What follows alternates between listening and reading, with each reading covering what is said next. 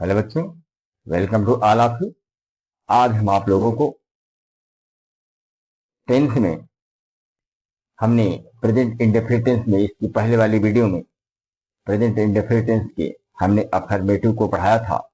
आज हम पार्ट 2 में आपको नेगेटिव सेंटेंस के विषय में चर्चा करेंगे कि प्रेजेंट इंडेफिनिट टेंस के नेगेटिव सेंटेंस को कैसे हम हिंदी से अंग्रेजी में बदलते हैं। तो चलिए थोड़ा सा हम नेगेटिव सेंटेंस विषय में चर्चा कर लेते हैं कि नेगेटिव सेंटेंस क्या होता है। प्रेजेंट इंडेफिनिट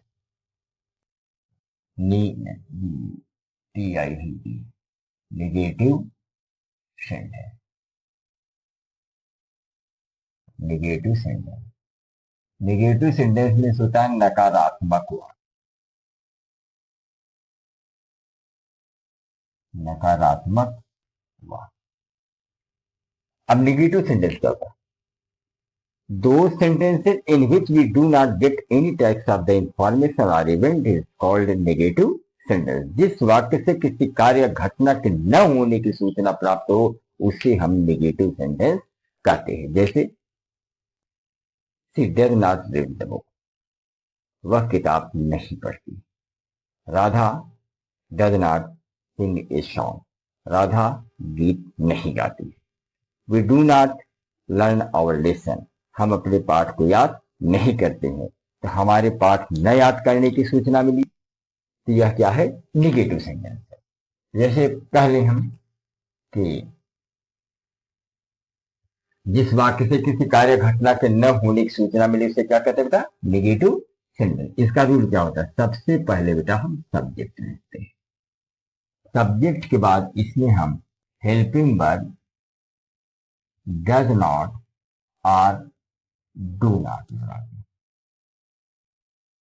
उसके बाद वर्ब का first form, object, other word, full stop.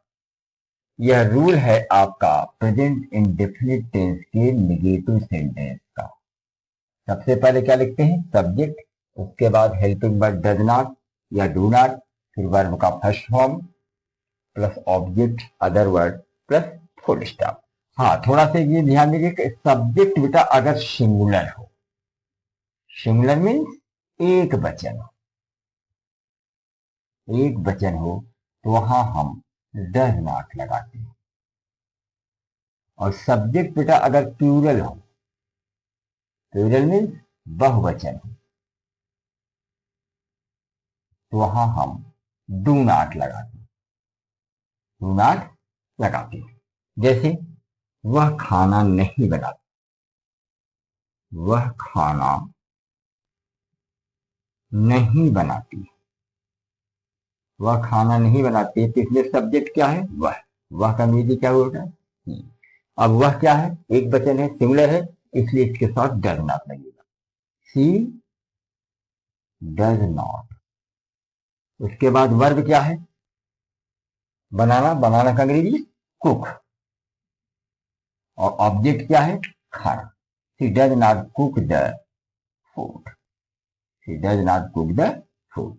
अब ये होता कि जैसे दूसरा होता, वह स्कूल पढ़ने नहीं जाता है, वह स्कूल पढ़ने नहीं जाता है। अब यहाँ पे नहीं शब्द है तो इसका क्या होगा? सब्जेक्ट क्या? वह का अंग्रेजी ही। उसके बाद डज नॉट, ये does not go to school to study.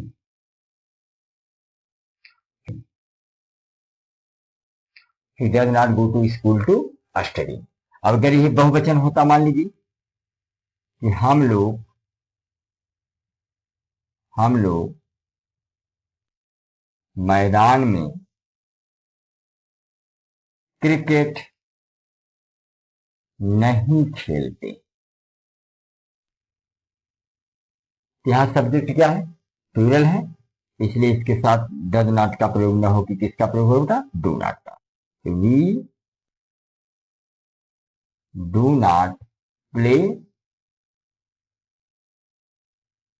Cricket in the filled।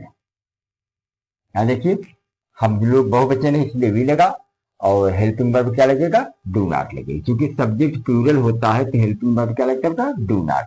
उसके बाद play cricket in the field. और कभी कभी निगेटिव सेंटेंस में नेभर का प्रयोग होता है, और जब नेभर का प्रयोग होता है तो वहां पर डज नॉट, डू नॉट का प्रयोग नहीं होता। हाँ, अगर सब्जेक्ट सिमिलर है तो इसके साथ हम यस या यस का प्रयोग करते हैं। और यस या यस का प्रयोग कैसे करते हैं इसके पहले वाले वीडियो में हम बता चुके हैं, उसको आप देख लीजिएगा। तो जैसे यदि नोट में लिख लीजिएगा, यदि वाक्य में कभी नहीं शब्द लगाओ, कभी नहीं शब्द लगा हो तो नेभर का प्रयोग करते हैं। इसका प्रयोग करते हैं नेभर का, यानी कभी नहीं के लिए क्या लगाए बेटा, नेभर का प्रयोग करते हैं। नेभर का प्रयोग करते हैं और वाक्य में डज नॉट, डू नॉट का प्रयोग नहीं करते। वाक्य में डज नॉट या डू नॉट का प्रयोग नहीं करते। जैसे हम कभी नहीं झूठ बोलते,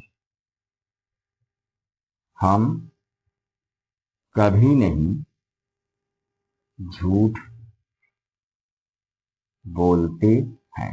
क्या होगा, वी नेवर लगेगा बेटा, कभी नहीं फिर क्या लगेगा, we never tell a lie, we never tell a lie. देखिए यहाँ पर डू नॉट का प्रयोग नहीं हुआ, वी नेवर टेल ए लाई।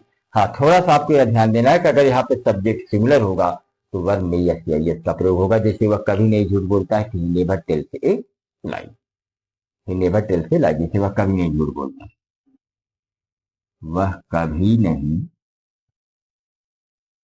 झूठ बोलता है। यहाँ पर सब्जेक्ट सिमिलर है तो he never, he never tells a lie.